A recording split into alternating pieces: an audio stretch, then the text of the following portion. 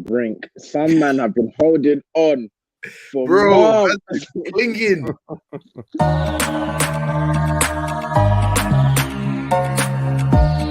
are now listening to The Final Third. I think Pepe's so comfortable. Well, you should be in Just need to prison. shake him. You should be in prison. We bailed you out. We bailed you out to come and play this season. You're out here disgracing us. You should be in prison. You facing charges. Hello, people. Welcome to The Final Third today. I'm your host, Banks. Banks Talks Football. Mr. Chelsea boy, whichever one you want to call me. We're here. We're in the building. I'm with my ever faithful co-host, Lavish, or Oluwashemi L'Oreal, Kante's cousin. You know, you got hella names. We got special guests in the building today, man. After all the excitement, the cowboy business for West London Blues, we had to bring in someone to really break this stuff down and tell us what's going on, because there's something crazy going on in West London right now, and we need to understand. So we brought in my boy Karel K Life. You may see him on platforms such as Reactionary Blues or Borders Corner. Karel, how you doing today, man? I'm blessed, man. I'm blessed. I got the call. I saw the bat signal that you lot need to know what's going on in Disneyland. I came with the info in it. I came with the facts. You know, I mean, I don't speak for the whole fan base, but I know my opinion is true and that my opinion is real in it. So I hear it, man. I hear it. Sometimes that's what we can do, man. We can only say our opinion, and sometimes the opinion needs to be heard. Hey, do you know what's mad? Our owner was in a Twitter space today. We're not an institution I saw that. anymore. Wait a minute. Was that Bro, real? you're telling me it was a It Reactionary was real, Blues? bro. It's after that space, fam. Brother, it wasn't even our space yet, but my group chat was popping off. And it's Arsenal. Arsenal FC. We're by far the greatest team the world has ever seen. Let's go, Arsenal. As you can see, there's very much a very pro-Arsenal sentiment in the house right now. It makes me sick. It pains me too. Honestly, like, yeah, my group chat was popping up saying Todd Bowley's in the space, Todd Bowley's in the space. So I went to go look for it. I seen him there chilling, and I was just like, yeah, we've lost it, man. What do you think he can learn from a space, like from a post-match Chelsea space? What do you think he listened to and he was like, you know what, I can take something from that? Apparently, this is what I heard. Somebody asked for Declan Rice. Somebody asked, can he sign Declan Rice? And he left the space straight away. Yeah, because he knows not to listen to us, man. Did he leave because he went to go put a bid in? Or did he leave? Bro, I hope he did. Maybe he's disgusted. I don't know. You know what it is? I don't mind Declan Rice on the cheap next year when they get relegated to replace Partey. 70 minutes, 20 minutes here, 20 minutes there. Who says no? Bro, you know what it is, yeah? He would actually suit Arsenal better than he would Chelsea right now, because the player that Chelsea fans think that Rice is, he's absolutely not in it. He's not that at all. So, yeah. I think the image of Rice is so different to what he actually gives you on the pitch. Like, yeah. Whenever I think of Rice, I think he loves to bum forward. He loves to like dribble. He loves to get the ball forward. But I think some people still think he's like a Casemiro or Rodri, a Partey, can hold it and like be that number 6. But that's not his game. Like if you put, I think we saw it with England in the summer as well. Like he put Rice as that 6. He's not as effective. Like let that boy run. Let him go and dribble. Let him try to go get goals, and it's like let him do that. You know how mad it is, yeah? Chelsea fans will show me a clip of Declan Rice carrying the ball 40 yards and tell me this needs to be Jorginho's replacement. I said, bro, we have Kovacic. What? You want all your midfielders just to be dribbling out of danger, bro? Come on, man. Come on. I feel like with Karel here, it's only right. I know we had a lot of big games this weekend. Obviously, North London derby, Manchester derby, but because Karel's here, I want to start with the Chelsea. I can't even say debacle, because they're throwing money about like it's the Wild West. Like you just pull up and say, you know what, I'm taking over this tavern because I got the money. That's what it's feeling like with Chelsea right now. Was you surprised to see Chelsea go for Mudryk, especially after you lot signed João Felix last week as well? Honestly speaking, I thought we got hacked. The Twitter account got hacked because we were moving wild. Like we had him in our bio, posts were just appearing. Weird. And it looked tacky, but hey. I mean, you were negotiating with the guy. The guy was putting you guys on his Instagram stories, and you guys were counting your chickens before it hatched and before they hatched. And for us, I don't know. Like I used to love when we used to flex our muscles, you know, like with Willian and Tottenham and like Salah when we got him initially. But like now, Even it just Hazard. feels a bit, yeah, even Hazard, but it feels a bit not desperate, yeah, but it's like I feel like we've watched another team do the whole process, do their due diligence, and then we've just gone, do you know what? 7 years, 300K, come here. Do you know what I mean? It don't feel like At it's least our you're player. honest. At least you're honest, because I've been speaking to Chelsea fans in the last 24 hours, and they're just cry more. Yeah, obviously he'll turn good. Oh, now he's not going to be good now that we've got him. Listen, that's not the point. What doesn't sit right with me is the fact in which it seems like a team can do all the. Previously, when Chelsea have hijacked people's players, they've done their due diligence, as in they've been interested prior. Say that with Willian and Hazard as well. Chelsea were interested in them, even though the other teams had them booked for medicals or whatever. But the Yao Felix one and the Mudryk one, I don't know when Chelsea got interested. They're just like, you know what, cool. That's been that feels like it's been the theme with Bowley and Chelsea ever since he's came in. Like it's been a whole load of a team that says they're interested in one player, then all of a sudden Chelsea are registering their interest as well. Like it's proper like FM. You see FM, you get the news articles. This You get the news articles when you're trying to go on holiday and you come off yeah, holiday. In the exactly. calendar, you're like, It hold on. comes there. You're saying, oh wait, is he on the market? I'm going in for him too. I feel like the real signing that was like the catalyst for this kind of approach, I believe, was Cucurella, because it That was was City bad. going for him, and That was obviously bad. they didn't want to pay over a certain amount of money in it, and then we've come obviously after they've done all that. Like it was kind of the fact of the team that's like reigning champions, best team in the country wants this player, but they're not willing to pay him. Let's pay that guy and get the quality that they were expecting. But again, even tried it with Rafinha as well. Like I think It was Arsenal, Rafinha, but Rafinha just said he wanted to go to Barca. The only player I feel like was like obviously the newer ones like Sheila and these other players. You guys have been the only ones for them, but Sterling as well. I'd say Sterling, you've been the sole like you're in the market on your own. But yeah, Cucurella, you're right there. In that Cucurella was the first catalyst to all of this cowboy approach, and I feel like because Todd Bowley. Not trying to put him in a box, but in American sports, predominantly basketball, how do trades work, Banks? They're very like they're very. But my point is, they're very. You're in Houston one day, the next minute you're in Seattle, or the next minute you're in Dallas, or the next minute you're in New York. Like anyone can get it, but that's that's the American approach, and I feel like it's a big deal there when you like beat someone to a certain target. Do you know why it's worse though?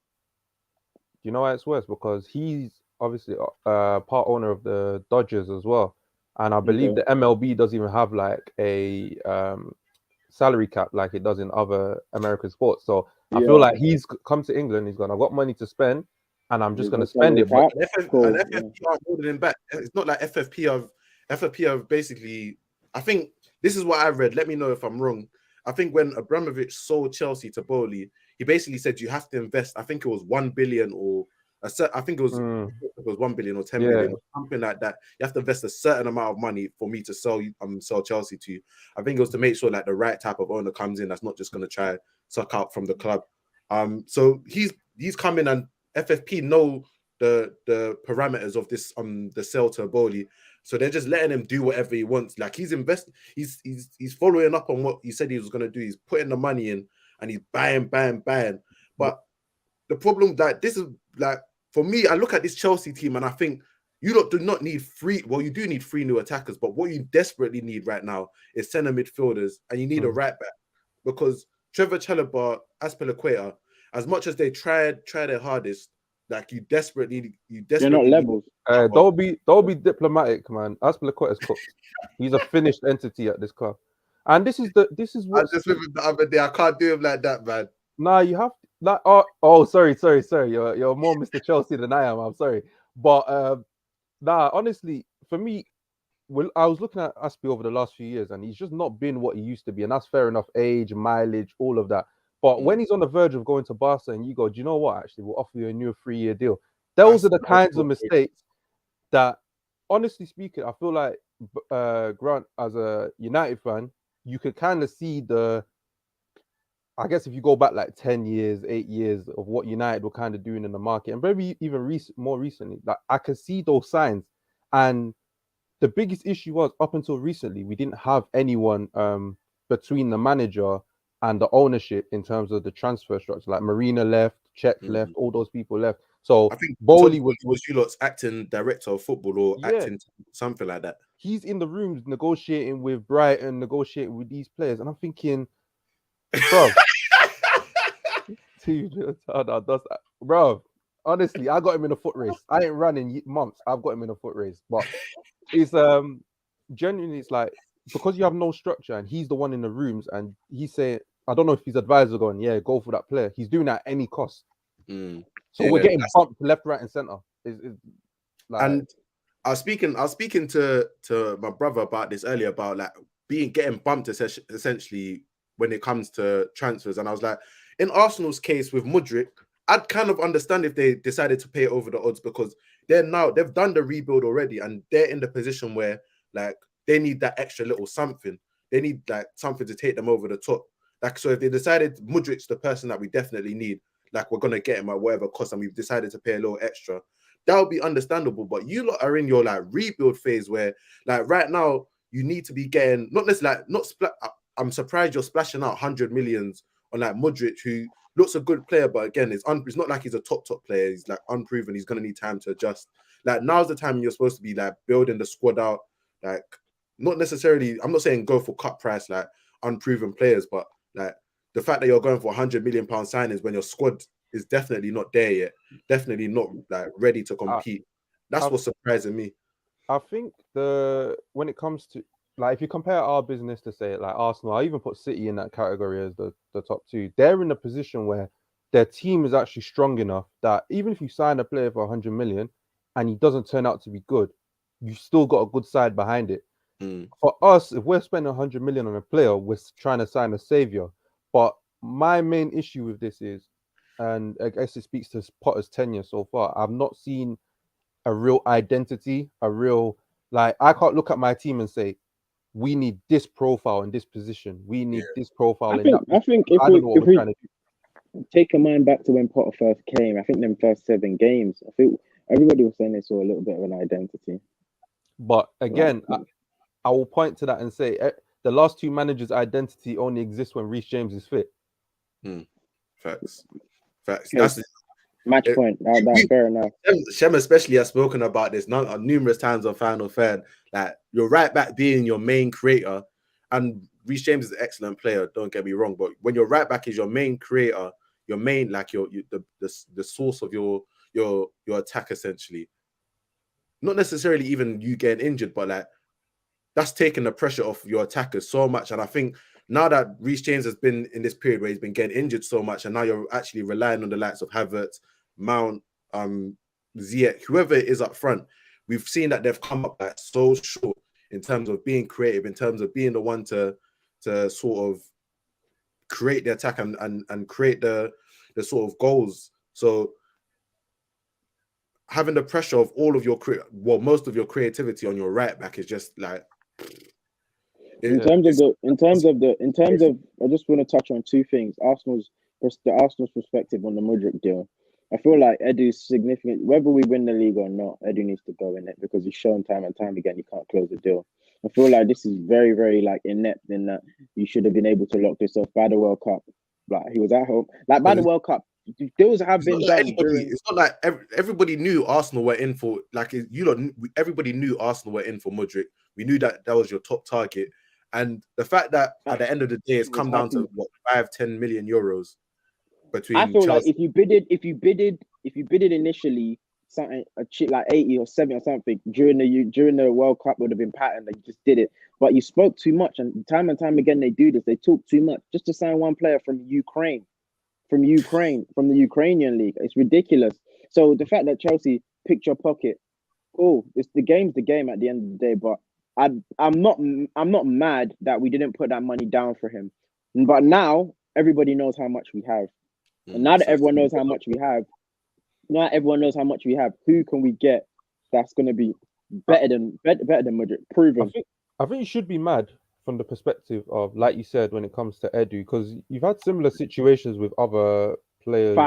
Five clear. Douglas Luiz, Rafinha, I can't remember the other two, but we've had Apparently several. Barca are trying to make Vlahovic was one, wasn't it? Rafinha now as well. They're trying to sell him Vlahovic, for $1 million. I think Isak was one as well. Alexander. I don't know how Bruno close that G, was. Bruno G.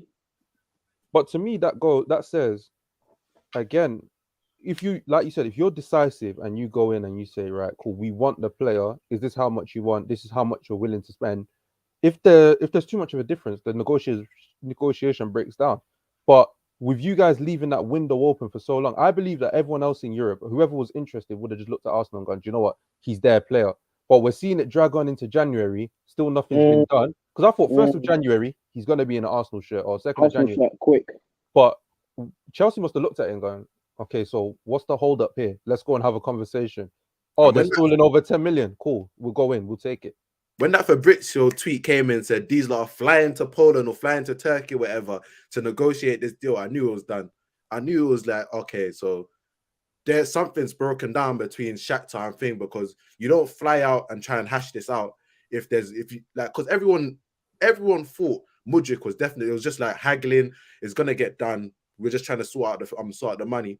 But the fact that you, as Karel and Shem said, the fact that you left the door open for Bowley and his people to fly in and say we can hash this out in a day or whatever, let's get this deal done.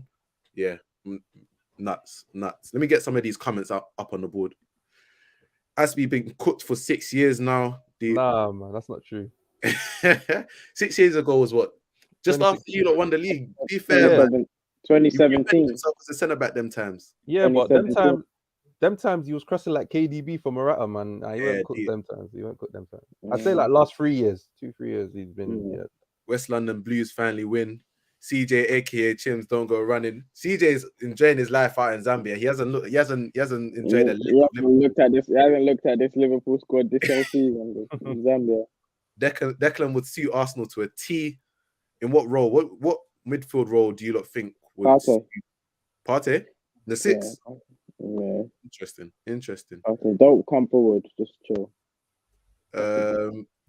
Not gonna lie though, if these signings fell, good luck to getting rid of them, man. We'll laugh at you. That's the thing. 8.5 year contract. What You happens got 8 years. 7.5. 7.5. 8.5 years. No, 7.5. 7.5. I promise you, it's 8.5. No, it's 7.5. You're right. It was 7. Like Suge Knight once said, you know, if you don't want your producer all up in the video, come to death row. We're giving out those Atleti deals, the Saul deals. Well, Saul came Chelsea. That's what's even funny. Saul came Chelsea. And, Nathan said, man went to Brazil and came back with Pablo Mario over Bruno G. It's Lamar all over again, 2017. We could actually sign Mbappe for only 70 million, but we're stalling like dollars.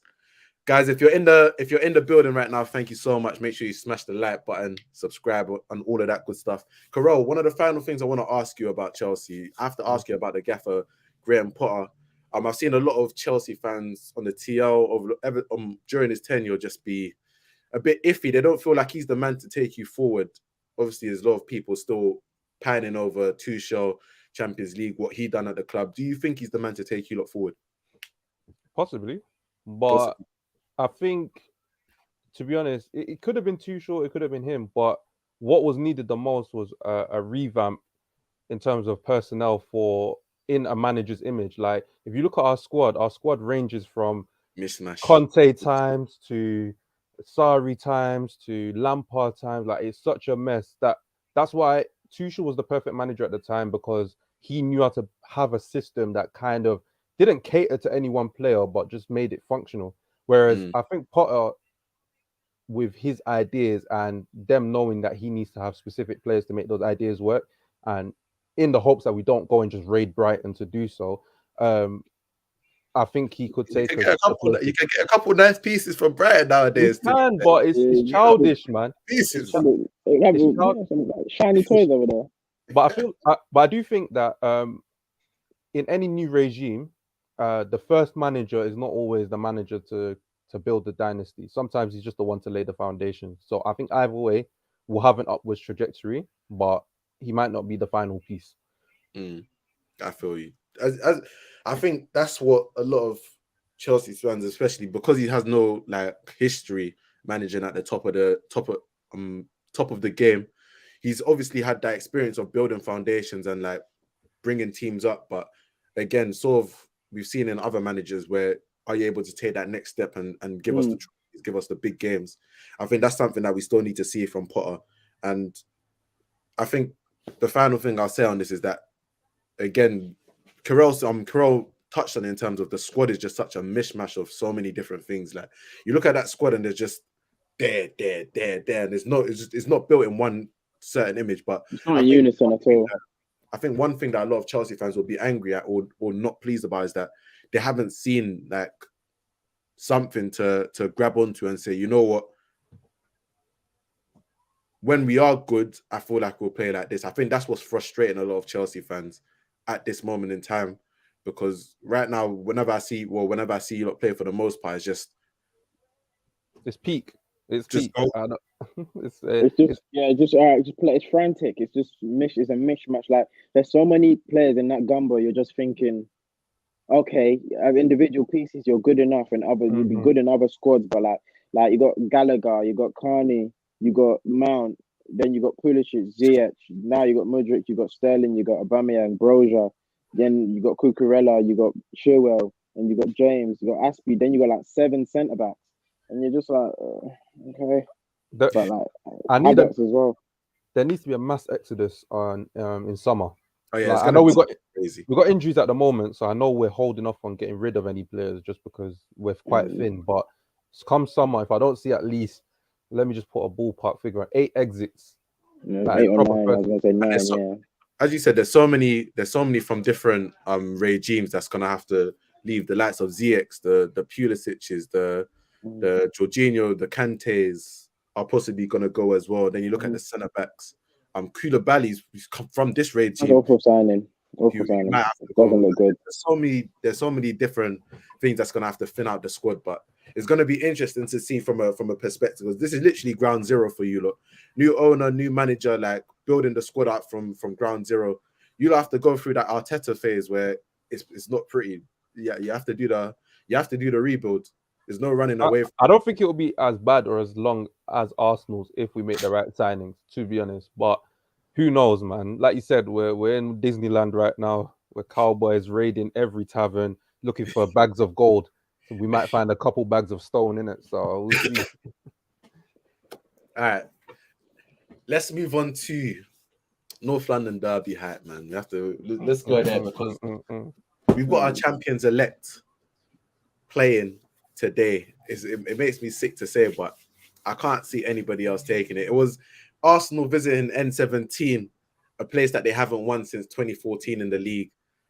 They rolled up top of the league, clear by what, 5? Yeah. 6 points. Clear by 5 or 6 points. 5 points. 5 points. And I'm gonna let Shem take over from here, because I feel like it's only right an Arsenal fan takes over. Oh man, I don't know, man. It's annoying because it's like you was a little bit worried or fearful before the start of the game, but then the game finished and it's like, I swear it was that easy. I was watching Junior came over to watch the Newcastle game with me last week, and he was like, "Listen, fair enough in it. Newcastle is by far actually one of the best defenses in the league. No one can defend like that." And because I knew Tottenham, we might have to break them down, but I didn't think it would be that easy. I'm not trying to braggadocious or anything. I didn't think it'd be that easy, especially how we dealt with them in the first half. Like Arsenal have always had good passages of play in certain games, or in our best North London derby performances there. But the way in which we would be in pressure, then move the ball from the right to the left, to the left to the right, and just look so calm. It's mad. You'd think we were at home compared to them when they had the ball. It was all like, what do we do now? But all in all, I'm very obviously pleased with the performance. I'm pleased with the result, and I don't know. I feel like halfway through, I'd called some of my friends, and I'm thinking, the Man United game is a big deal. It's huge, but it just seems like every game we win, the goalpost keeps moving back, and okay, we're not at the halfway point yet, or we're not at Christmas yet, or next week's the next big test. But I guess you just keep winning what's in front of you. But yeah, it's a good result. I can't lie. For me, looking at that game, Tottenham they couldn't throw a glove on Arsenal. call a spade, they couldn't throw a glove on Arsenal. That Mm. midfield got absolutely battered by Xhaka, Partey, and I Odegaard. must say though, honorable mention. I think that Sar's a good player. He was all right. He was decent, but again, for me, it didn't amount to much. I can understand why you said why you say he's a good player, but for me, it didn't amount to much because even when like he was getting pressed off the ball, he tried. He had the energy, but again, when you're in that structure where it's that free and there's you and Højbjerg in the middle, you're just getting overrun. You're not doing anything about that. You're not doing anything about that, The closest them man got to Arsenal all game was the fan kicking Ramsdale at the end, bro. bro. To be honest, I was watching the game, and I was thinking, this is a champion's performance, bro. Like I said, after this kind of game, you can talk about where Tottenham are or how they're doing, but it's a derby. These are games that Tottenham could be 20th. Yeah, Tottenham could be bottom of the league and beat Arsenal 3-0. Like that's what a derby is. And Arsenal controlled, like didn't play into the emotion, played their game, took the 3 points and kept it moving. Like it was just another stepping stone. And I feel like after this kind of performance, the narrative should change to these are the champions until they show us they're not. Because every time we started the season, who have they played? They beat United. But it was controversial because of VAR and this. No, United beat them. So everyone was like, see? And then it was like, every time they do something, it's like, there's always pushback on it. But we're 19 games in. Because I can't look at Arsenal now and then look at Man City and go, well, because Man City every season go on like a 11-game winning streak, it's going to happen. City look way off it in terms of putting something like that together. So they've done that. I think the last time the gap was this big at the halfway stage was 2019 against Liverpool when, what was it? Was it 2019? I think they're 8 points behind Liverpool, and obviously they go on a crazy run. Yeah, the game in hand though. Game in hand, but they go on a crazy run and they win it, I think, on the last day of the season. I don't see that from City this season. And we talked about the reasons why in the last episode of Tier 3, and we can get into that when we talk about City in the next segment. But again, as you said, there's been one team that's been consistent in terms of their personnel, in terms of their style of play, in terms of dominating, putting teams away, and it hasn't been Man City, it's been Arsenal. So as you said, that Arsenal are the team to beat until they prove otherwise. I think this is a good next point to go to. Lloris, if you're ever I don't ever. Sorry for Tottenham fans because I was telling you, man. When you're going to tournaments in France and you're putting your hopes and Lloris is there in goal, you just shake. But remember the final, not even this final. Remember last final, the Russia final. Jesus Christ. He still tried to find a way to throw away. He still tried to find a way to just get on just make it about him. Never seen a keeper with more main character syndrome than Hugo Lloris. But a man, this is what I don't get about Lloris here. Lloris has shown his hand so many times in terms of having a bozo gene, but somehow escapes it. Because I'll tell you the reason why. It's because Spurs are simply just not good enough to say, but is it not a reason why? Huh? Is he not one of the reasons why? He's one of the reasons why Spurs aren't good enough, but Spurs aren't good enough to say, we can upgrade on Hugo Lloris. They're scared to do that. They're scared. It was the exact same thing with their last good team. And they're 11. It was the same thing with their last good team where they had good players, but they were scared to upgrade because they thought this is as good as it gets. Oh my God, we got Ali, we got Kane, we got Ericsson, we got all of these players. We got Alderweireld. We can't upgrade. Lloris has been a bozo, and I'm sorry to be rude, but he's been a bozo for years. He's had that bozo moment for years. But at his best, he'll have 7 good games, then bozo. 7 good games, then bozo. And now, even have a really good game and still have a bozo moment. At his best, he could in his best of forms, he could still have a really good game and still have a bozo moment. The thing with Lloris is again, I could think of the game I could think of off the top of my head is the Nations League against Belgium. He pulled off some mad saves in that game, and he was very, very good. And yes, that's how good he can be. Great shot stopper. Obviously, he's tall, commanding. But for I don't think there's ever been a team that's been up there or consistently one of the better teams with a goalkeeper that is such a liability. You can't. Barthez, Because you can talk, Barthez, Layman. But they were never. I mean, a modern era. I'm talking more like Okay. because I know like if you ever go back and watch, like I've gone back and watched like old like all the goals from like the World Cups and like stuff like that from the early 50s. Bro, goalkeepers were making mistakes every game. Like let's not pretend that's some of your favorites were doing balls on. But I'm saying in the modern era, like even Edison, right? Edison, even Allison to a degree, like they have shaky moments here and there, but their teams are built to a way that they minimize the how much pressure is put on them, and they can actually use their strength. So if Edison's playing out from the back passing and stuff, they're not going to rely on him to shot stop because they're going to defend well. And I think with Tottenham, like you said, they're not actually good enough to limit Lloris to like maybe 1 save, 2 saves, and he could be the hero of the game. No, you're making him face like five shots, and he's gonna make a mistake. Like, but he's got to work. The thing about Lloris, why Tottenham are always in this halfway house and whether to get rid of him is because 1-0 Barca. Why he's always they're not sure whether to upgrade on him is because he pulls a worldie of a save, and then like something like a back pass will go through his legs. So you're just like, and he's a long server of the club. It's kind of like David De Gea. Like, but the difference is De Gea had more stock in the bank, and De Gea had at least 5 or so seasons where he was like the best player comfortably. I don't know what Lloris has got on Tottenham. Has Lloris ever been in danger of being like sold to a bigger club? No, like never. I've never seen his name in like most safe people. No.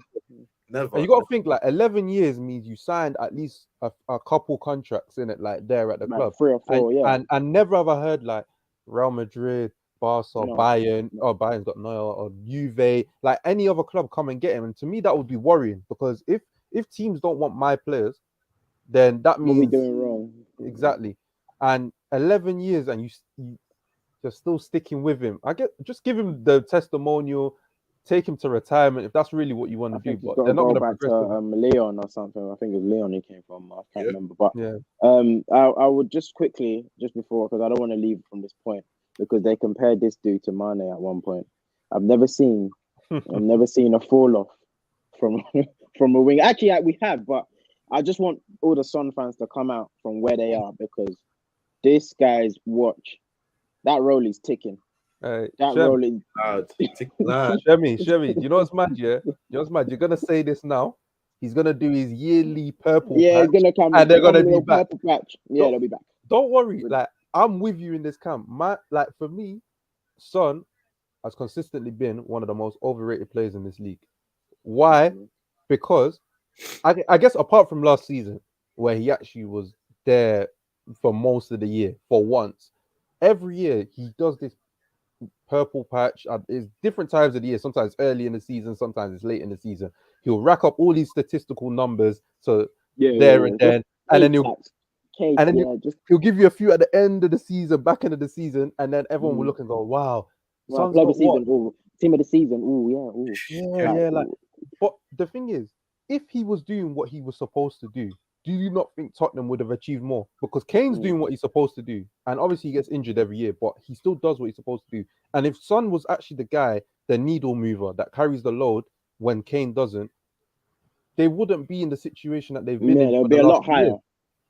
And I don't understand how people don't see the correlation. I know he's aesthetically pleasing, left foot, right foot, quick, nice technique, but the substance is not there. It's actually not there, especially when you're looking at it in real time and not in hindsight. It's just not there. The power of the media is a perfect example of human Son because Son smiles and he's friendly and he's a nice guy, honestly. Aesthetically as well, Carl mentioned it, aesthetically it's pleasing. But if we really break it down and look in between the cracks here, there's a lot of cracks.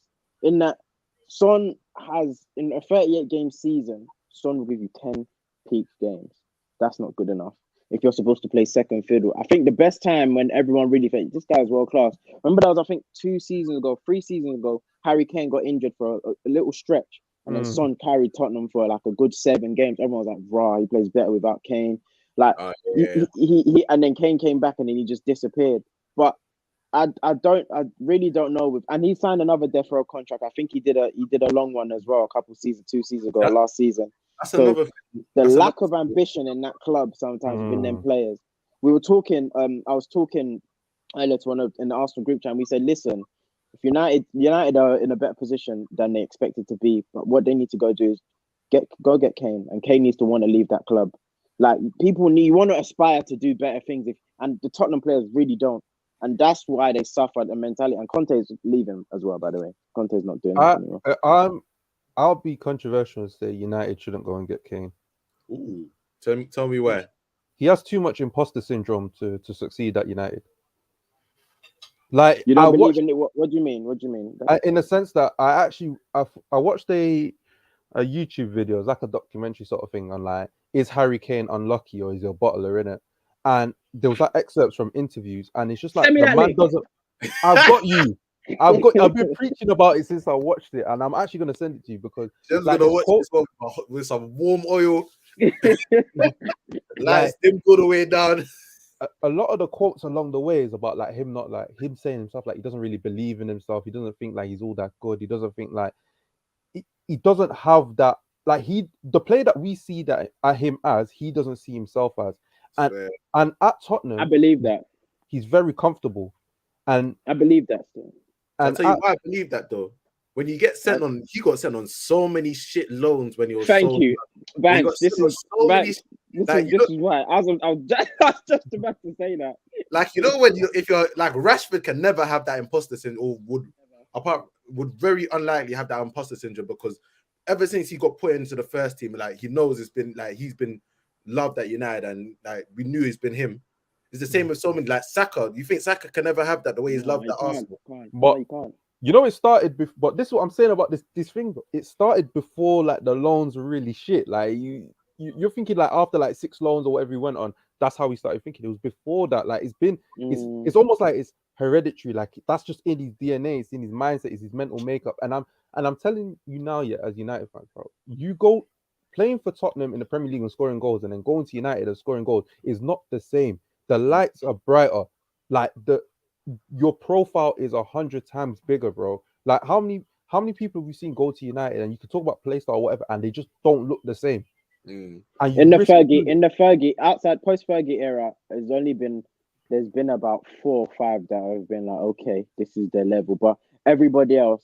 But I honestly, you lot raised a great point with the Kane thing, and I definitely believe that he believes that, because if we're gonna keep it a buck, if any of us was watching Harry Kane or any of us was playing FM in like 12, FM 12, FM 13, Harry Kane's name wasn't a hot prospect. Like if you're watching him at youth level, Harry Kane wasn't a hot prospect at all. Like that's why even you lot saying Saka and Rashford, Eddie and Ketia won't believe that he's not good enough, because these are man's names. Like Chuba Akpom will never believe he's not good enough. These are man's names that have been bringing from academy, from yay high, from age 10, and Harry Kane was never that. So credit to where he is right now, because he didn't think he'd be what he is right now. So I understand what you mean, but I feel like it comes to a point, and even though I hate Van Persie, you have to make that decision, because it's about what you're going to be remembered as. You've cemented the Tottenham legendary, because you're going to beat Jimmy Greaves' thing. You're going to beat Jimmy Greaves' top goal. So you've been cemented. You can always go back to Spurs. And as much as it will hurt them for you to go Man United, you'll be a Spurs legend. It's written now. Go on, Chris. I was going to ask you, but do you think in all this time that he was here, and I saw the comment as well, but it just made me think, do you ever think like he's on the phone or like going to speak to Levy and these man like really trying to make things happen? I think he did it once. I think when Poch left, it shook the whole like Tottenham foundation, in that a lot of them were like Poch's kids. Even though Poch is not the one that broke them through, a lot of them were like, they were used to Poch. Poch had been there 5 years. A core was there. Then Bele left. Then Dele Alli fell off the way. Then the Champions League semi-final really broke them apart. But that's when everybody really started looking at their futures, and that was the point for Harry Kane to leave and win something. Yeah, I think in terms of Harry, like this is a good point in terms of Harry Kane will be happy just to be great. The greatest Spurs player ever. This is now the point. What is he? 29. He's gonna, as you said, he's gonna become their top scorer. He's gonna have that legend status cemented. Do you now have the mentality to go and say my career isn't complete? Because he could think his career is complete in terms of I'm gonna go for Premier League all-time top scorer. Spurs all-time top scorer, record number of golden boots.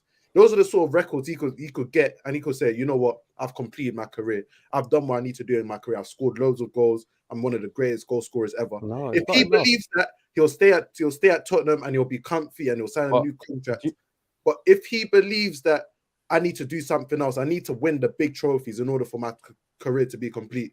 Because you have to remember, not everybody's gonna think like that. Some people, as you said, they're comfy where they are. Like some But- people, like James, I think it's a random one, but James Ward-Prowse, if he gets a move to like a Tottenham, or he's not going to be loved the way he's loved at Southampton. But I think there's Okay, but- differences. There's differences. It's different, but it's the same mentality thing where I could stay at Southampton, become a legend, and like. But my whole do you career know at why it's Southampton. different though? Why? Because like people compare Kane to like say Alan Shearer in it when it comes to Newcastle. But the difference is Newcastle is Alan Shearer's boyhood club. Like all he wanted to do in his career was play for Newcastle, and luckily for him, he won. He bagged it at Blackburn. He bagged it. Yeah, he won the Premier League already. You know what I'm saying? His whole career was leading up to play for Newcastle. He had a choice between Man United and Newcastle. He chose Newcastle, and he saw out his career there. I don't think the records were great for him, but I'm sure he still wanted to win while he was there. But he wanted to do it for his city, for his fans. I don't even know if Kane was a Tottenham fan growing up, because all the pictures I've seen, he's an Arsenal fan, innit? So for me, you're just staying there because you're comfortable. James Comfortable. It's comfortability. Like, yeah, he's the same. If you were a fan of the club and that was your team and that's like that was your dream and that was it, like I understand if you stay your whole career, because like if I got to play for Chelsea, I don't think I'd ever really want, like I guess I do have ambition within me, so I might want to leave, but it wouldn't be an easy decision. With Kane, I think he's actually scared to take the step up, because he knew going for 100 million, 120 million to City, means that all the chips are on you. You are the final piece of the puzzle. Now you have to deliver. I don't think he wanted to do that. I don't think he even wants to do it for England. So why would I expect him to? That's a whole kind of worms there, the England one. But I agree. No, I actually agree, because I feel like if he goes, I think you're right. Still, I feel like I just don't see how he goes to Man United and he just stinks it. I just don't see it, Tuna Barca. I don't know how he goes to Man United and he stinks it. Lewandowski second goal, Gavi first goal. But yeah, I don't know, man. I feel like that would be the final piece in terms of Man United trying to solidify and cement the old days in terms of like Berbatov. Even though Berbatov wasn't your first striker, but going there, taking their best player, you took Carrick, you took Berbatov. Do it to them. Do it, and it benefits both parties. I'm saying if the money situation is peak over at the new camp, and go get Lewandowski. Nah, they're letting him go. Yeah, they're not letting him go. He's the only thing that shines over there. No, but I'm saying if the because obviously it comes up every summer, but apparently from what I keep reading, it's getting worse and worse. So if it is actually peak, I would actually put pressure on that, because I just think Kane will be a waste. It would actually be a waste. That's the thing though, because I've always thought like Kane, as Shem said, like Kane to United just feels natural. Like natural. If he was going to take even before the City rumors came about, I always thought Kane to United felt more natural than Kane to City. Like, but as you said, there's that extra element of, okay, like if we're gonna pay 100 million for you, like you're kind of the fan. Like the same way Casemiro, he's come in 70 million and changed everything for us. I owe him everything. He's changed everything. But that's what you expect when you pay that money for someone in the peak of their career. Like you need to revitalize, change everything. That's what's going to be expected of Harry Kane. Can he deal with that pressure? That's a whole different question. I know it's like it's not a great analytical way of looking at things, but like I look at him and I compare him to like say like Ivan Toney, innit, right? And I look at Ivan Toney, I see how he conducts himself and the ego that he has like on the pitch, and I just see obviously hopefully like if he didn't get banned or whatever, I just see that as a better fit, because for me I just know he'll come in, like that limelight will fuel him rather than make him smaller. Like I just feel like I don't know, Kane will drop in and Rashford will score a few more goals because he has got good range of passing. But if you're expecting like those 30 goals that 100 million is going to get you, I just don't see it. I just feel like he'll be like Grealish at City, where like they're almost like they're just happy to be there and kind of surprised they're at such a big club or such a successful club. I don't think that. I agree with you. I don't think Grealish was a good example. I feel like everything else was right. Why is Grealish not a good example? This guy's just a Grealish fanboy. No, I love Grealish. No, but I'm a Grealish fan. But I'm saying in the sense of, have you never heard Grealish speak about when he's at City? Like, he sounds like he's in awe. He's been there 18 months. Okay, all right, cool. But have you ever had a job that you really like? There you go. What's that even mean? There you go. That's all it's about. Have you ever had a job that you really like? How are we using that? How are we using that to beat him down? A man's happy at work. This is why they say London is bad vibes. He's happy to be there. He's gonna talk happy. He's gonna be excited. I don't know why.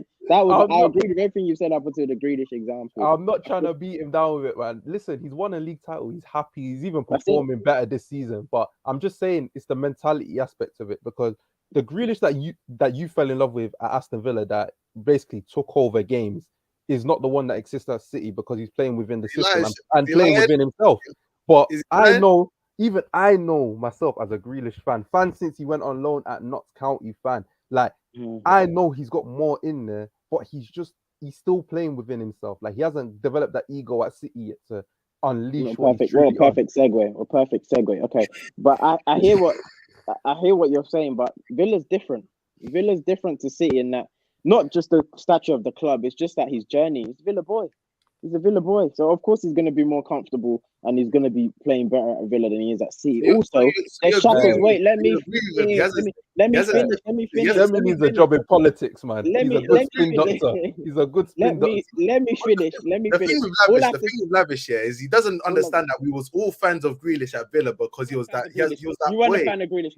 I wasn't a fan of Grealish. You was a fan of Maddison. You made it Grealish versus Maddison. Both great players. I just thought Maddison was better. But all I'm gonna say is this: Pep does not allow Grealish to hold on to the ball for more than 5 seconds, and that's the thing. That takes a whole lot away from Grealish's game. Is that his fault? No. But why is Mahrez allowed to do it? Seeing the same Grealish at City? You accept you're not seeing the same Grealish at City? Huh? I said, you accept you're not seeing the same Grealish at City? That's a different type of Grealish. Are you happy to see this type of Grealish? Tell me. Am I happy to see this type of Grealish? He scored. He scored in the biggest game in Manchester. He scored in that game. I'm happy to see him scoring. Yeah. I hear it. My favorite Grealish plays left centre mid. But they move him to left wing, and I've adapted to that. It's shake a move, man. But let's talk about the game. All right, let's move on to the game that started off our weekend, the Manchester derby. Obviously, at the Etihad, it finished a drubbing 6-3. But obviously, the Man United team that turned up to this one was a little bit different. A little bit. They had a little bit more steel in them. They went behind, but it wasn't enough to bring them down. That dog. Great and hug. There's a reason. Rashford does this now. There's a reason. You have to call him Eric Ten Dog now. Eric Ten Dog. You have to call him that now. Eric Ten Dog. When I tell you, Ten Hag, you've changed my life. Casemiro, you've changed my life. Rafa Varane, you've changed my life. Rashford, you've changed my life. Oh my God. A year ago, I visited Old Trafford to go and watch Manchester United hold five against Liverpool. My other dog visited Old Trafford to go watch City put us in a flipping dance. 2-0, we couldn't touch the ball. So the fact that we saw this game here shows that anything's possible in a year, guys. Can I just say change in a year? If you don't think your life can change in a year, I recommend go and watch some Eric Ten Hag motivational compilations. You don't think your life can change in a year? You sound like a crossover pastor on the 31st. You know what's mad? Ten Hag said something in a press conference. It showed me this guy. He might be a serious guy. He's not humble. Like he said, they asked him about City and Liverpool. But he said, like they're they're great institutions. They're up there. He said, I admire Pep. I admire Klopp so much, but eras can end. I said, bro, he's giving us bars right now. All I'm gonna say is this: I take my dubs anywhere I can get them. 2-3 years ago, once on this platform and on several platforms as well. There's tweets, you can pull them up. I told them, I think Arteta just lost to Chelsea at this point. I said, listen, go and get Eric Ten Hag at Arsenal. Grant responded, you want someone that gets knocked out of the group stage of the Champions League? I said, let me finish, please. I didn't interrupt you when you had your soliloquy. Let me go off. then this guy says, nah, he gets knocked out of the Champions League. Get me Poch at OT. Get me Poch at OT. Cool. Fast forward, we kept Arteta. They got Eric Ten Hag. This guy's like, anyway, we'll see. Like, he's here. Like, we'll see. And I wanted Poch, but we'll see. And now we have this. All I'm gonna say is you're welcome. All I'm gonna say is there's a lot of Arsenal fans that told you about Arteta and told you that you should have faith in Arteta. And now you are where you are. So it's important that we all just recognize that mistakes were made and the past should be the past and enjoy what's coming in the future. The old times are back. Manchester United give and take. Near the top. I mean, you lot obviously we're just trying to do the Champions League thing. That's just us. But we're happy we're back in the picture. That's it. City 2 points away from survival. That's what I'm saying. Them man on the blue half of this City that I'm in right now, yeah, they're in trouble. They're looking over their shoulder. They're in trouble. The momentum is slowing, and United is gaining. And if they're not careful, they will finish third. I don't think they'll finish as low as fourth, but they'll finish third. I just say the fear factor. I just want to say something. I just want to say something on City that everyone I feel like is overlooking. I feel like De Bruyne. Firstly, the media are never going to pam De Bruyne. Like De Bruyne will never have a bad game, and obviously he's not playing as well as he has been previously. But for me, the reason why City ain't really ticking, I feel like Bernardo Silva's had an awful season. Yeah.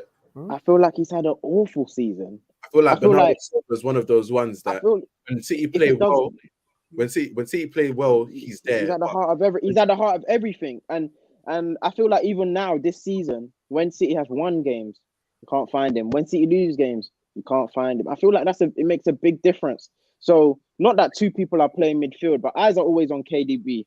Rodri gets lauded with praise, but fair enough, just whatever. But Bernardo Silva just is missing, and he's been missing for the whole season for me, and has a part to play. Then also the fact that they've lost such competent and reliable outlets in Sterling and Jesus, and just the way in which Manchester City play normally is like it's not like not counter attack, but it's not run through balls in through behind for Haaland to run onto, but it's set touch, one touch, give and goes, and it's a bit disjointed right now. But I really do think Bernardo Silva is a big factor as to why also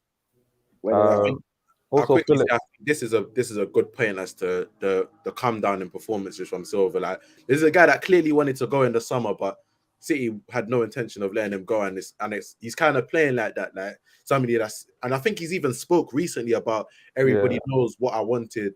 We're gonna see in the summer. Like this is clearly a player that's gonna be it. Checked out. And we've said it about a lot of players in the past that they've checked out their performance. With Pep, yeah. Players check out of Pep. Maybe another one.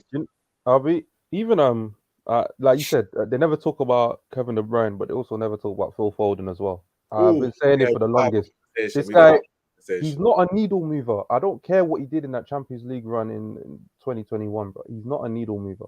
Like, you can watch a game with Foden on the left, and you can watch a game with Grealish on the left. I know who's giving me what I need in that game, and it's the boy from, you know what I mean. I want the man from Brum, but I feel like, but it's one of them where the media and pundits and all these people have so much faith here, like so much stock in Foden, but Foden, Pep, City as a whole, they're not actually seeing. They don't analyze what we're seeing. Mm-hmm. I think one thing I want to add about Foden that I think has changed from, because nobody was saying this last season, and rightfully so, because I feel like he played well last season. I think one thing that's changed about Foden is now he's the man that for guys like, as you said, Saka, Rashford, these have had that experience of being, okay, the team is looking to you to produce. They've already had that experience. With Foden, he's ever since 18 years old, he's been so used to having quality players around him in those positions that if he doesn't perform, it's calm, because we know we've got Sterling, we know we've got Gabriel Jesus, we know we've got Mahrez. It's calm. City don't have that luxury this year where they need Foden to be one of the main men. They need that. They need him to be one of the main men. Julian Alvarez is the alternative. He's younger than Foden, inexperienced, first time in Europe. You can't turn to Alvarez and expect him to be the main man. Foden, like Mahrez again, that not gonna say past his sell by date, but again, he's not the Mahrez from a couple of years ago that you could bank on the right. You know what's coming from him. Foden kind of needs to be the man, and this is the first time he's been in this situation, and he's not living up to that expectation so far. But that's the thing, though. That's the luxury of coming up at City. Like, you were born into success. The other names you mentioned, your Sakas, your Rashford, you can even put to a degree like Mason Mount and those kind of people. They've all gone through rough times with their teams where their fans are looking at them to be some kind of savior, even if that's not where they should be in their career just yet, and they've had to hold the heat for it. Why is like for Phil Foden, when his name comes up, there's always a myriad of reasons. But you play on Yeah, the best team. yeah, Like yeah. you actually have the structure available for you to go and succeed. And for me, during the games, I'm not seeing enough from him. Like I would understand if I saw individual quality, but the team's letting him down, that's one thing. But it's actually the reverse. I'm seeing certain things from City, the ball's going to him and he's very passive, or he's not Some say impacting. Pep's ruining Foden, but I don't think that's the case. I think that Pep burnout thing is real, as Ugo Perry said earlier when he said City suffering from success. I think here he said, I don't know about, I think Bernardo, he said Pep's deploying him in a deeper role, which I don't think is the case, even though he might be. He's shown he's able to play there, but more so the Barcelona issue. But Banks, you've got mail, and I need you to answer Oh, this. is it still Foden over Saka? No, it's not Foden over Saka. And I was like, you remember back in 2021 when we had No, we this don't. discussion about the under 21s, and I put Foden, I put somebody, and then I put Saka third. But you can't say his name. No, I'm not saying his name. Who's not on this- Sancho? No, no. Oh. But no, on like at this point, Saka, there's no way you can put like somebody over Saka in terms of that young player race. Maybe Kvaratskhelia. I'm not sure how old is Kvaratskhelia. 22. Skelly's 22 or 21. Yeah, Skelly's- literally, I think that might be the only young boy that you put over Saka at this point in time. What? I think that's the only young boy that you put over. I think so. Vinicius. Put Derek in the Vinicius background is making age, faces. Is that unfair? Maybe Vinicius as well. I might have I think you're right. I don't know if we put him Was on. only in I don't know Premier if we League. put him. Beckham was only doing. If we're talking Premier League youngsters, Oh, Premier League. Fair enough. but even I'm even thinking about that Internationally, Skelly, like, Vinicius. But yeah, no, I'll happily own it because again, and this is not me saying Foden can't come back from this and Foden's like gonna be washed because you remember he's only 21 as well now, and players are allowed to have down periods. Mhm. But again, I think Foden looking on what the hell he's gonna be, because again, when he was not the main man and he could fill on right wing and he was ripping up James Milner on the left wing or whatever it was all good and he could just be part of the system, be part of the machine. But now he needs to be a main cook.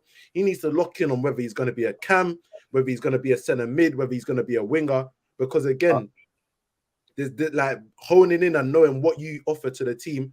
That's going to be way more important in terms of the long term of you developing as a player. Because you've got all the English media saying, you need to play him central, or he plays better off the right. For City, he's played better off the left. You can't develop as a young, like it was the same with Rashford during that period where everyone was thinking, is he a left winger? Can he play in the front too? Is he a striker? He wasn't developing in that period because it was so easy to move him around and let him plug gaps. Foden needs to. If Foden is playing, sorry, Carol, just quickly. No, if Foden is excelling in one position, he won't get moved around. Like as simple as that. Like I don't agree in the sense where if you're decent enough to, if we're using FM, if you're a free star in most positions, you need to fill gaps and you need to play in a certain position, that's good enough, and you can fill gaps and you can still put in a good performance. But at this point, he needs to lock in on what he's going to be. Like, whatever you're going to be, you need to have a solid run, you need to learn that position well, and you need to have experience in that position. Otherwise, you're just going to continue to be the person that just gets floated around, playing this position. And but before you know it, you're 25 and you haven't really had a good run in the position, or you don't even know what position you really want to play. I'll be honest. I think that it's going to sound controversial, yeah, but I think as talented as he is, he's not going to hit like crazy heights that was projected for him early on. There's just not enough. Like we talk about Saka, we talk about Rashford, yeah, and I'm going to compare them to them too because we're in the Premier League and their current names and but the difference between the two is, like, even like you're saying floated around, Saka was playing left back and showing what he can do. You still saw the individual qualities, so that when he played right wing, he exploded, you're like, wow, like that's the player I thought. Even Rashford, you saw him get moved around on the different managers' left, from the right to the central to the left. Central. But the thing was, when he played, the intent was always the same. Sometimes the production wasn't there, but the intent was always the same. And now the goals are hitting. You're saying someone like you, Banks. So we've said for both Saka and Rashford, you're right. Early in their career, both of them got moved around a lot. Do you think Saka develops the way he's developed? Because that right wing position has been Saka's for a good 2.5 years now, unmovable. He's played there. He's made relationships with right backs and Martinelli and strikers and whatnot. Do you think he develops the way he's developed if he's constantly moved around and he's played? Oh, he was constantly moved around. No, but then he locked in, like you lot locked him in. Now, why did he lock? And he locked in there for it because he had excelled there. Like that's what we're trying to say. Like we can't. It's not that he decided I'm not playing anywhere else. Foden hasn't had good runs previously, and then he's been taken out. But you see, but the thing with Foden though is, City is a different entity to every other team in the league. We can't comprehend like the option. So yeah, and for them it's the idea that they're this like total football type team where you have a position, but it's not really like playing centre mid at City is not the same as playing centre mid for Tottenham, like, or playing right wing for City is not the same as playing right wing for Liverpool. Like you have freedom to express, freedom to roam, freedom to show what you can do, and you've watched Foden play multiple times to where you don't even see the individual talent that he supposedly possesses, and then he'll go on runs where he does, and then you go, well, that's the player I was looking for. But it's the same thing we're talking about with Son, where it's like, okay, yes, for this period, yeah, you scored 5 goals, you got 5 assists, and City went on a 5-game winning streak. But when they're in the depths, when they're in the mud, or they're like, no, he ain't got that in his locker. He ain't got it. I feel like we're disrespecting what Foden's done previously. I agree. This season, you can't turn to Foden. But I feel like last season, or the last couple of seasons, you've been able to turn to him as a very. I feel like what everyone's holding on to is that the games in which Foden had that were peak were big games, or like it was against the Liverpool, or it was a Champions League. But in terms of like the heights of those big games, in the grand scheme of things, they weren't like generational heights. And why I say that, why I would mention the word generational is because the media talk like he's a generational talent, and he is a talent, but the way in which his name's lauded, like the way in which his name's praised, is not the height of the performances haven't matched it. The praise. And with Foden, when he plays badly, it's everyone else's fault, but there's always a reason. So you could say positionally, people will say like if it's for England, it'll be the system that England play with. Sometimes it's just him. And he's not a generational player. Like there's very few we spoke about this on like Ballers Corner, and we said there's very few generational players. Like we can't look at Musiala, Pedri, him, Saka, and all these players and say they're all generational. You have like maybe 3, maybe that's 5. I think we're generational players. That's why it's so, like literally when you've got Mbappe in your generation, it's almost impossible for you to be generational. That's exactly. It's nearly impossible. He'll be a very good player, but he'll be remembered like same way as like maybe Pedro was for the Barca peak teams. Like he was a very good player, but he wasn't exactly the difference maker. And in English lights, if you use an English comparison, bigger than Ross Barkley. That's a career that was stolen by injuries, man. I swear that would be a discussion. I think the more apt one will be Joe Cole. I think Joe Cole would be a nice one if he doesn't like reach them heights. I think right now Joe Cole would be a nice comparison to make. That's fair because Joe Cole went from being an individual talent to being a functional piece on what could be considered the dynasty of a Chelsea team at that time. But I just don't think. I just don't see it, and it's been like that for a while. I like Foden a lot. Don't get me wrong; I've got nothing against him as a player, but I just don't see the top of like him being the pinnacle. I don't see him on Ballon d'Or podiums. Like that's it. I feel that. Thanks. Before we sign off, though, I was going to say I want to get onto Chim's team. We got to talk. Woo! Them boys, Merseyside Reds. Brighton gave them something nasty yesterday. Something absolutely nasty. 3-0 Amex. The Zerbi had the Amex rocking. I'll start with you, Lavish. What did you make of that game? Like, where do Liverpool go from there? Because that was a pumping. That was a pumping from minute 0 to minute 90. Liverpool were never in that game. I don't know. I completely forgot Cody Gakpo made his debut. That game there was too one-sided from Brighton. There was actually absolute annihilation, and it's a long because obviously Mudrik's got sucked from us. Matoma's price has gone up significantly now after that game. It was a long day from on Liverpool's right, Brighton's left with Estepina, Matoma. But all in all, Liverpool were dominated all around the pitch. I feel like Liverpool's back line so shaky now, and it looks completely different to how it was a couple of seasons ago, even though the same personnel is there. It was a long day for Konate as well. Matip is coming to the end of it personally. And all in all, because before the excuse was oh, Liverpool's midfield, but it wasn't just their midfield this time. It just looked dry, and I think like Premier League wise, it seemed this season that Klopp's run out of ideas. So I feel like Liverpool personally, their all eggs isn't just doing well in the Champions League. Unfortunately, they've got Real Madrid, who are the Champions League kings, but like I feel like that might just be what Liverpool aim for this season. I feel like every opportunity in which you're like, hey, Liverpool's gonna like get some games going, they lose. So Brentford was an example. Brighton now, it's just like when are you not gonna get it together? But yeah, I wouldn't even say it was a great game of football. It was just completely domination by one team. I want to break down this match because again, as you said, there was like the domination all across the pitch, and you can't just put it on the midfield in terms of because that is a major problem. But again, you go from the back line, nobody's winning their duels. Like Ferguson, the 18-year-old, dominating Konate and Ferguson, oh my. Dominating. And then you've got the combinations of Caicedo, McAllister, Estepinian, Mitoma, like leaning over to that left-hand side, battering Henderson and Trent. Like, I think the pressing is a big issue in the sense that when you can't get close to the midfield, Mitoma was off every time because he knew as soon as they play them little triangles in the midfield, Estepinian or Caicedo or McAllister is going to set me off. I know as soon as I get in behind, they're going to play that ball.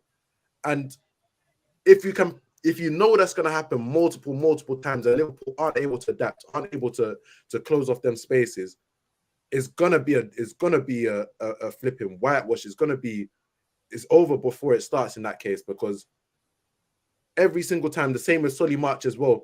As soon as they did the little triangles in the midfield, switch it over to Solly March and he's got so much space. It was a domination from back to front, and Carroll would like the performance from Colwell as well. Did you watch the game? I watched parts of it. I was out, but to be honest, I looked into the comp. I looked into the comp in it, so I know what we're getting next season. Don't worry about that. But you know what it is, yeah, when it comes to Liverpool, it's a deeper conversation than what's just happening this season. For me, I said it before the season even started. I said this cycle is over for Liverpool. Football is a very cyclical game. You know, eras come, eras go. But Liverpool have mismanaged this golden period that they had over the last few years because not one player that they've brought in has been an upgrade or adequate replacement for anyone that should be leaving the team anytime soon. Like, and for me, I think I'll go back to when I look at Diaz. For Mane, what Mane has done for them over the years, I don't think so. Especially where they bought, like, there is not an upgrade on peak Mane. Yeah, and I feel like even so, we look at like if you look back at the lineup for the 2018 Community Shield that they played against City, it's basically the same lineup that they're running with now. Like I think there's like one player that's changed, like from that whole starting 11. I think it would be Origi started that game, so I think it would be Mane instead. But Diaz instead, or whoever they play in their front three nowadays. But for me, that says you're not evolving. And where they are now is where they deserve to be. Because everyone's on the back end of their primes, or yes, Salah will still score goals some way, somehow. But everything else is breaking down. And now, at this point, going into whether it's January, summer, they've got too many pieces to change. They essentially will have to break down to rebuild. I think this is the end of them as title challengers for the next couple of years. Like, we're I think the top four as it is now, hopefully with Chelsea rejoining the fray, that is gonna be those Champions League spots. And wait. The top four is Newcastle, Arsenal, City, and Liverpool. And I mean City and United. United. I think that will be the going forward. I think Liverpool are out of it now. Like they're Shall I tell you what? Last episode we talked about who we think is going to finish in Champions League, and I said Liverpool because I assumed I think they have to buy another centre midfielder this January. Like, I think at this point it's gross mismanagement. Looking at their midfield, looking at the way they perform in big games and small games. Like we look at Brentford outcompeted, look at Brighton outcompeted, and you're right. Like for me, the surgery is even bigger than I realized it would be. Like you can't think that Klopp has done an amazing job. As much as it pains me to say that, he's done an amazing job in terms of making the pieces that he had work and competing at the top for as long as he did. But you can't fudge the process. You can't fudge the investment. You can't fudge doing what you need to do to compete with the likes of City at the top. And as you said, at this point, it's taking its toll. And you've got players like Thiago you've bought for 30 million. He doesn't move the needle for you anymore. Fabinho, who you've got his best years out of him, doesn't move the needle anymore. Henderson, Liverpool had to pay for trying to put him in PFA Player of the Year conversations. I think that's just God getting his get back for Liverpool trying to put Henderson in them conversations. It wasn't right. It wasn't right. You tried to put him up against KDB. It wasn't right, and God had to take something from you. God had to take something from you. So you're right. At this point, it's a rebuild, and it's the same thing. You can run from it as much as you want, but players need to go. Mass input needs to come in. You can't run from that sort of grind. You can't run from the grind. Even when you look at the business they did, yeah. Okay, Darwin Núñez, you took a chance on a man that's had one good season. Fair enough, that can go left, it can go right. Cody Gakpo has played one game, so that still remains to be seen. But even so, you knew midfield was a problem area, and you brought in Carvalho and Arthur Melo, whose name hasn't been heard since he got swapped for Pjanic. Right, what is your direction? What is your ambition? Because I know they went chasing for like Mateus Nunes, but that's someone you have to lock in on. Or you're looking at a Joao Palhinha, I can't even pronounce his name, Palhinha from Fulham. These are kind of players you should be looking into to at least solidify what you already have. I was gonna say something in terms of you saying the rebuild though. Like we can't get onto them too much. Liverpool say they're not backed, but they are. I know, not even that. Not even saying they're not backed. It's that Liverpool, because they're backed with such a finite amount of money, it has to go right for them. But at least some need to go. At least some go right. But so far, it seems everything's gone wrong in terms of because they leave themselves too much to do. So those examples you gave were perfect. Like Bruno G, which they didn't want, to be fair. But Paulinho, like you said, and Mateus Cunha, they're very affordable signings who would have at least made a difference or at least kept it at a certain level. But instead, since they won the league, the only real central midfielder they've signed is Thiago. It's not good enough. I think, but I know like they complain about FSG all the time and all that stuff. And in a way, it's kind of air to me because I feel like you just spent, how much did they pay for Cody Gakpo? Like 50, 60? 40 odd million. 40 odd million. You spent like 70 odd or 60 odd on that's 100 million that you put on two forward players when your forward line is probably the best part of your team. The worst part of your team is your midfield. And I think the Tchouaméni deal that they fumbled was a big one.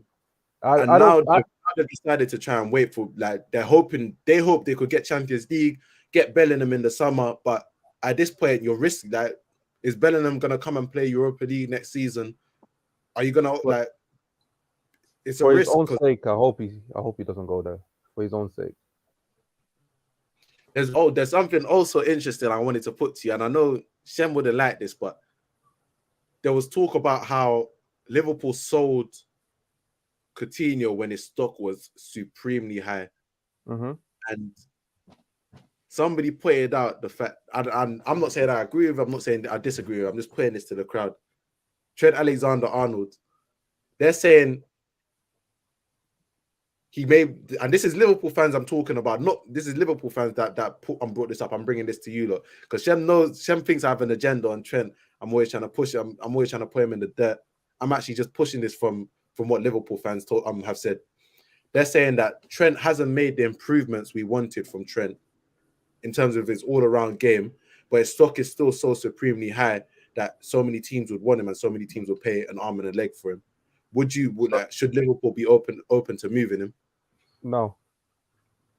Firstly, no one has money outside the Premier League. Yeah. So, but just let's entertain this conversation. Let's say everyone does have money, and let's say that what's he, a right back? Let's say he goes for 80 mil, highest right back or whatever, 80 mil, because highest defender is what? So around that price. No. You still don't move him? No. No, I don't. You see, Coutinho. Coutinho was a great sale because they knew they were pulling off the biggest robbery Heist. of all time. Like that was a heist. I could have told Barcelona myself. Chill. do You not can tell even him chill. look somewhere else. And like you see, the butterfly effect of that is that they basically destroyed their club on the back of that transfer. But that's a story for another day. With Trent, for me, it's like we know his deficiencies. His deficiencies have been there from day one. But what he excels at, not many people can do. And and people can get onto people can get onto his defending, but that's not enough for you to think, let's cash in. That's like arguably one of the best assets you have. And if you want to be a top team, a competitive team, you need to find a way to make him work. And when he does, you'll be a lot more successful. I just think that the breakdown of their midfield and being able to cover him, and that comment I agree with. They should have sold Salah when they had the chance. Yeah, that's true. That's what I thought. That's where I thought you were going to go, not Trent. Salah was the one. I think now I don't think you can move him. But as it goes to Trent, I think a lot of other factors come into why he looks so bad, like the defense, the midfield, because in earlier seasons when they were like this high pressing team and he was high up the pitch, forcing the issue, we weren't really asking too many questions of him defensively because more time he was covered when he goes forward. You know, someone will slot over into that right channel if he's too high up.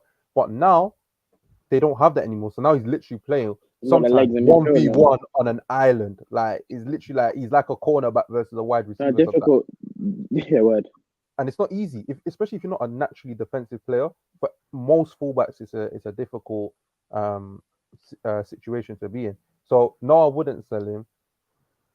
And I genuinely try and find a way to make it work because for us, and especially as a Chelsea fan, with Reece James being our best creative outlet, and when we make it work, like Liverpool could reflect that and do that and still find some sort of success within it because they do have other pieces that are better than ours. But if they were to sell him, I think it'd be a stupid decision.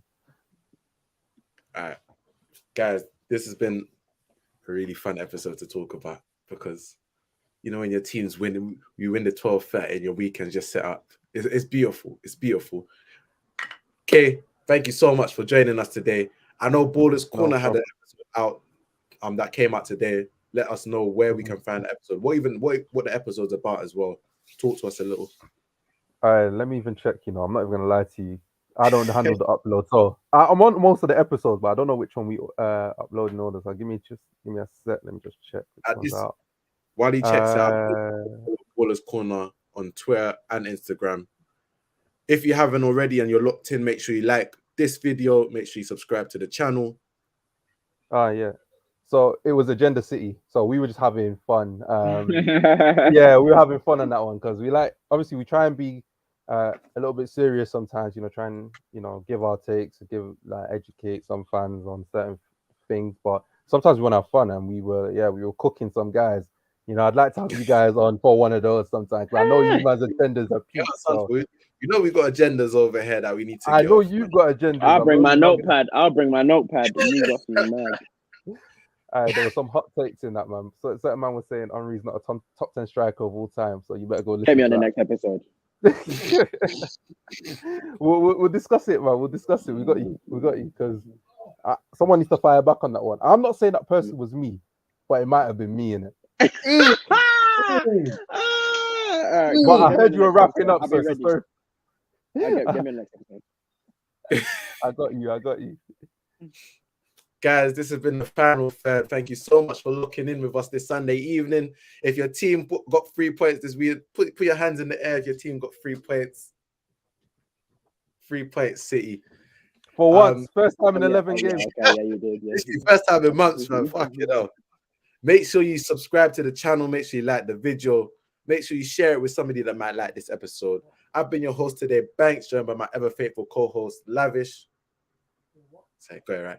And our special guest today, Karel K-Life, Ballers Corner down there. Have a lovely evening.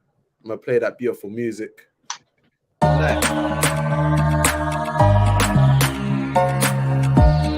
are now listening to The Final Third. I think Pepe's so comfortable. Wow, you should be in just need to shake him. You should be in prison. We build you out. We build you out to come and play this season. You're out here disgracing us. You should be in prison.